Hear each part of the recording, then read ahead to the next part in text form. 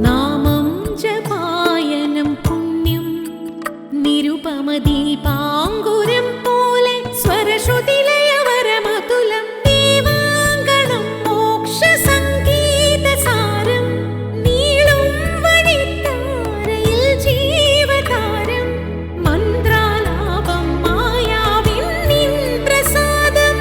ദീപം ദീപം ദീപം. ഏവർക്കും സന്ധ്യാദീപത്തിലേക്ക് സ്വാഗതം. രാമനും കൃഷ്ണനുമെല്ലാം ദൈവ അവതാരങ്ങളും ജ്ഞാനികളുമായിരുന്നിട്ടും അവരും ദുരിതങ്ങൾ അനുഭവിച്ചിട്ടുണ്ട്.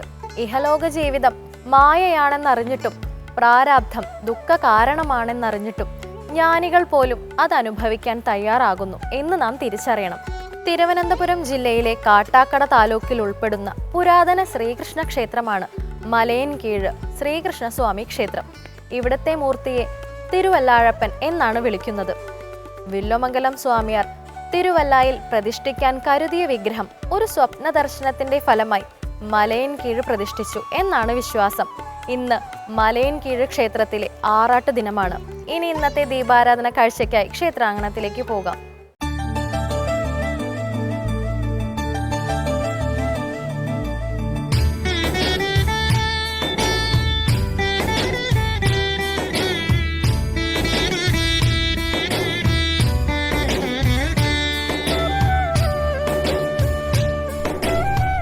കേരളത്തിലെ പ്രസിദ്ധങ്ങളായ ശ്രീകൃഷ്ണസ്വാമി ക്ഷേത്രങ്ങളിലൊന്നാണ് മലയൻകീഴ് ശ്രീകൃഷ്ണസ്വാമി ക്ഷേത്രം.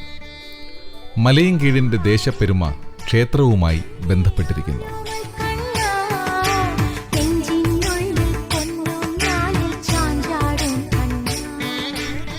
തിരുവനന്തപുരം നഗരത്തിൽ നിന്ന് 15 കിലോമീറ്റർ അകലെയുള്ള പ്രശാന്ത സുന്ദരമായ ഗ്രാമമാണ് മലയൻകീഴ്. മൂക്കുന്നിമലയ്ക്കും എള്ളുമലയ്ക്കും മാങ്കുന്നുമലയ്ക്കുമിടയിൽ പേരിനെ അന്വർത്ഥമാക്കുന്ന താഴ്വാര പ്രദേശം. ചതുർബാഹുവായ മഹാവിഷ്ണു ശ്രീകൃഷ്ണ സങ്കല്പത്തിൽ ആരാധിക്കപ്പെടുന്ന പുണ്യസ്ഥലിയാണ് മലയൻകീഴ് ശ്രീകൃഷ്ണസ്വാമി ക്ഷേത്രം.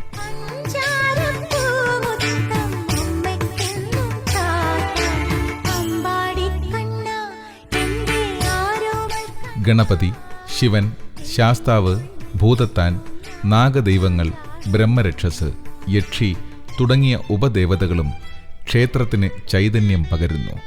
2 മഹാത്മാക്കളുടെ സാന്നിധ്യം കൊണ്ടും പ്രസിദ്ധമാണ് ഈ ക്ഷേത്രഭൂമി.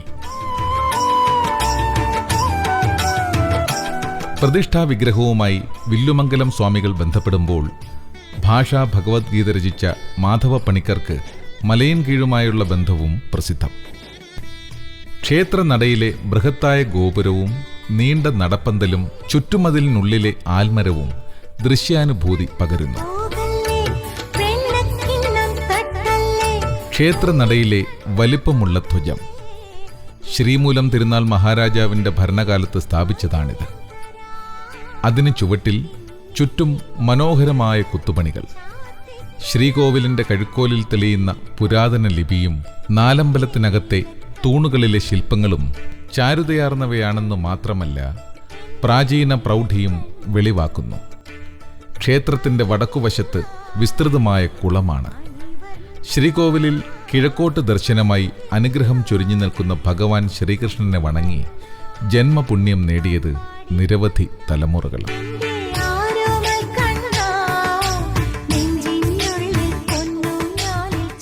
പീതാംബരധാരിയായ മൗലിയിൽ മയിൽപീലി ചാർത്തിയ വേണുഗോപാലനായ കണ്ണൻ ഈ ക്ഷേത്രത്തിൽ അനന്ത ചൈതന്യമായി 1000 ഹൃദയങ്ങൾക്ക് ആശ്വാസമേകുന്നു.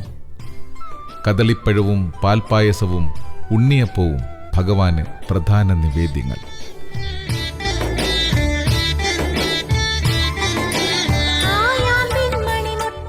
മലയൻകീഴ് ശ്രീകൃഷ്ണസ്വാമി ക്ഷേത്രത്തിന് അനന്തപുരിയിലെ ശ്രീ പത്മനാഭസ്വാമി ക്ഷേത്രത്തോളം പഴക്കമുണ്ടെന്നാണ് യശശരീരനായ പണ്ഡിതവര്യൻ ശൂരനാട് കുഞ്ഞൻപിള്ള രേഖപ്പെടുത്തിയിട്ടുള്ളത്.